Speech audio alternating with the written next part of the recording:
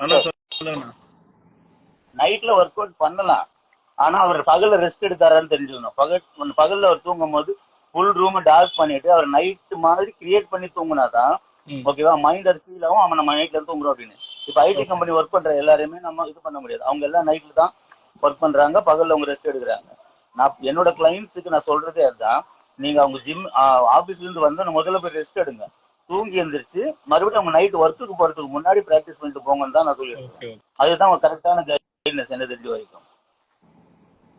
அதே மாதிரி ஒரு இப்போ பாடி பில்டிங் ஸ்டெராய்டுனா ஸ்டெராய்டால ஒரு பிரச்சனை இப்ப பிரச்சனை வர செய்யதான் செய்யும். எந்த பிரச்சனை நீங்க தலைவலி மாத்திரை எடுத்தாலும் ஸ்டெராய்டு தான்.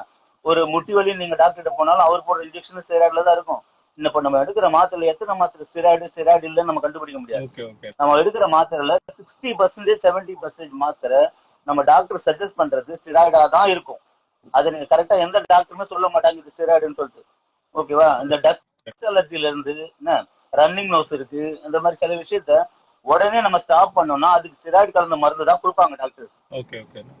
அந்த ஸ்டெராய்டை நம்ம எவ்வளவு டியூரேஷன்ல எடுக்கிறோம், என்ன மாதிரி கண்டிஷன்ல எடுக்கிறோம், நம்ம உடம்பு அது எடுக்கிறதுக்கு தகுதியா இருக்கா, அந்த கண்டிஷன்ல இருக்கான்னு தெரிஞ்ச ஒரு கோச்சுக்கு போய் எடுத்தாங்கன்னா இந்த மாதிரி பிரச்சனை வரது சான்சஸ் கிடையாது.